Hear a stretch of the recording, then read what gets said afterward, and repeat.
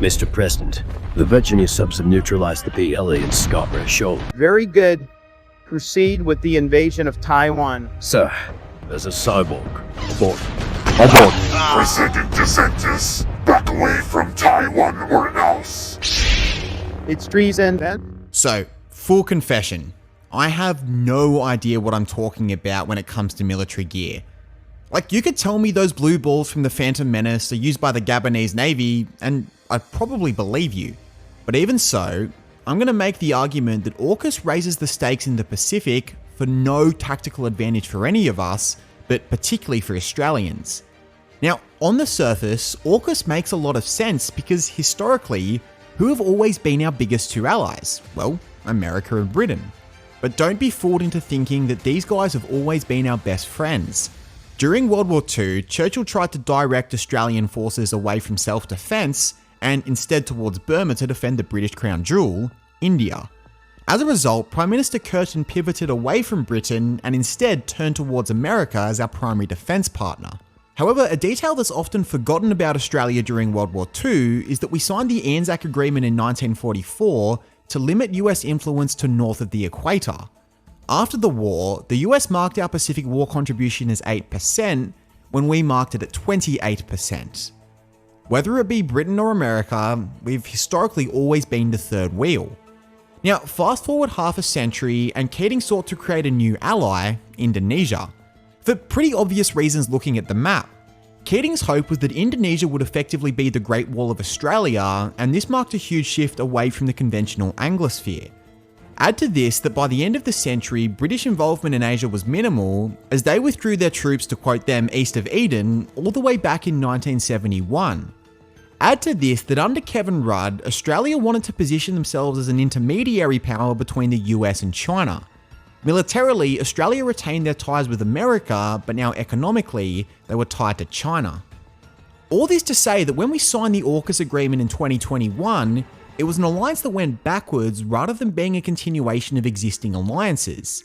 Now, just as a quick background, in 2021, Scott Morrison was badly losing popularity less than a year from an election, and so we needed to create some viral content. So, Jimmy, you spoke with the Prime Minister of Australia. Yeah, so Scott called me up for marketing tips. And I told him that you should do a challenge where if Macron calls you a liar, he gets $555 million.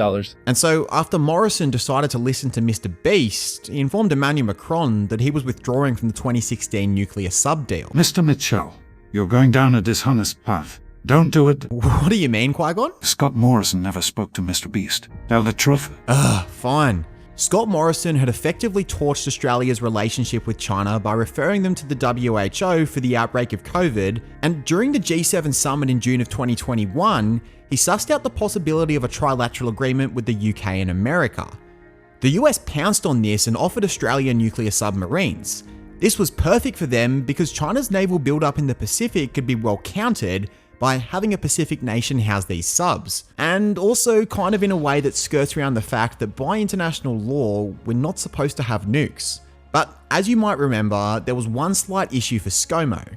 His predecessor, Malcolm Turnbull, had already signed Australia up on a $50 billion deal for non-nuclear subs from France.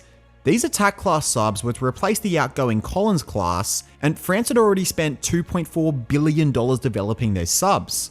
So in August of 2021, France and Australia released a joint statement saying that all was good, but then bang, just 2 weeks later, Australia informed France that they were backing out hours before announcing the AUKUS deal, which would involve Britain and the US supplying Australia with nuclear-powered subs from the 2030s onwards. In 2023, ScoMo's replacement, Anthony Albanese, doubled down on the deal and clarified that we would spend $368 billion for 8 subs. Now, Alba, the guy before you, Simon Chain, what was the guy called? Scott Morrison. Now, he was a supporter of AUKUS. I'm assuming you're in... No, I've got one condition first. You publicly announced that rugby league's the greatest game of all. Sorry, Alba. That'll no Boris. Soccer's their game. Well, it's risky now, but yeah, hard to keep up. Can't put that one down to dementia. But let's include the British. How about saying that Sam Burgess from the Rabbitohs is a better premiership winning captain than Paul Gallen from ScoMo Sharks? Okay, that's a weird demand, but deal. Now, Paul Keating has made the argument that the original Collins subs are fine and that there's no need for these new subs. I'm not really qualified to comment on the specifics on the subs, but what I will comment on is the worrying flow-on effects in the Asia Pacific, which will be felt most by Australians. Firstly, we have to look at China's response. Now, AUKUS itself was considered a response to China's naval buildup, but let's keep some perspective. China's economy is a top 2 economy, and 10 years ago, its military was geared around border patrol rather than sea control. As far as I'm concerned, China's naval buildup comes with the territory of being an economic superpower and ensuring it can protect its economic interests in the South China Sea, a sea which the US have historically policed. China want the Pacific to be under bipolar rather than unipolar control. So the AUKUS deal was a pretty huge middle finger to China. Ben from the pod described it as the Allies creating a separate group chat without China, and the implications are pretty worrying for Australians. There's an old Chinese idiom, kill the chicken to scare the monkey. Effectively, make an example out of the weak link. China has historically applied this principle to Australia. In response to the Quad and ScoMo's COVID inquest, China whacked Australia with tariffs. China was once again warned that it will make an example out of Australian bravado. Not only that, but these subs, no matter how good they are, probably won't immediately help in a World War III scenario. The reason for that is the most likely outbreak of war is an invasion of Taiwan from the PRC, in which case America perhaps commits itself to defend Taiwan. And now under AUKUS, that would mean we'd probably also go to defend too. Xi Jinping has made it very clear that he wants reunification to be under his tenure, and as our ambassador to the US, Kevin Rudd, has pointed out, Xi will likely be the leader until 2032. Given that we don't get the first batch of Virginia subs until the early 2030s, we're really not getting much crossover time to have them defend Australian borders, which in itself isn't really a concern in a World War III scenario. It's losing lives in the South China Sea. Need I add again that China views us as the weak link and the one to be made an example of. This is a literal quote from the CCP-owned Global Times. Australian troops are also most likely to be the first batch of Western soldiers to waste their lives in the South China Sea. Can you imagine listening to Joe Rogan in 2032 and it's just... So, Mr. President, I saw on Twitter that Cairns, Brisbane, and Port Macquarie have now fallen into China. Is there any chance the Virginia subs can get there before Canberra falls? You know, Joe, Prime Minister Berejiklian is a fantastic woman, and I have full faith in Australian people to once again rise to the challenge. Want to do DMT? Why didn't you start with that? So obviously, China's response is hugely concerning, but let's be clear, they are not the problem. We are the problem. Because you know who else lost with AUKUS? France, and by proxy, Europe. So France withdrew their ambassador from Australia, and for the first time America too, but that's only minor. The bigger issue is that Macron went to the EU and said that they needed to stop being naive about America meeting their defensive needs and to build its own military capacity. Let's not also forget that the EU has many Belt and Road projects in it and are not as firmly committed to containing China. To annoy them like this reduces their chance of support in a third world war, which AUKUS has just made a whole lot more likely. Oh, I should also add that Taiwan welcomed AUKUS, which kind of reveals they feel more emboldened to declare independence, which as a result would bring about a PRC invasion even quicker. But AUKUS creates yet another issue with yet another country, Indonesia. What beats a naval fleet of 8 subs protecting our northern borders? How about a country of 273 million people? Remember, Keating made Indonesia his foreign policy priority for this exact reason, and Indonesia were pretty much just as angry as China. Think of it from their point of view.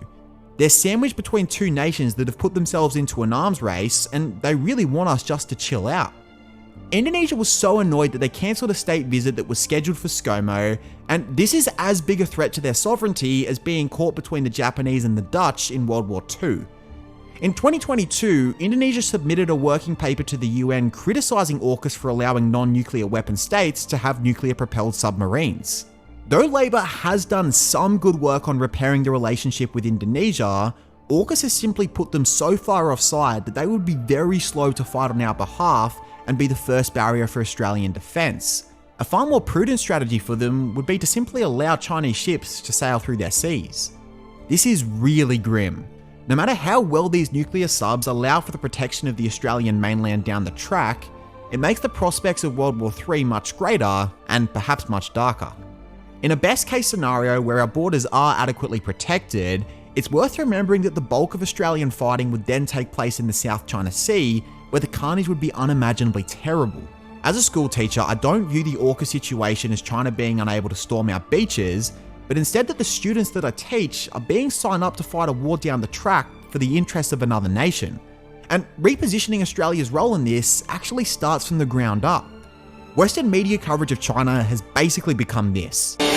Well, it's the question each of us are asking, is China as dangerous as the Kraken? With me is someone who knows a bit about beasts, Japanese correspondent Ash Ketchum. Thanks for having me on, Tucker. Keating said that China is as dangerous to Australia as Magikarp. But remember who does Magikarp become? Well, to right, Ash, he becomes Gyarados. Do you want Gyarados in the South China Sea? You might notice that I've been awfully quiet on the Labour Party considering they doubled down on Scott Morrison's stance. I'm not convinced they genuinely believe in this. I think they viewed this as a necessary deal with the devil to win in 2022.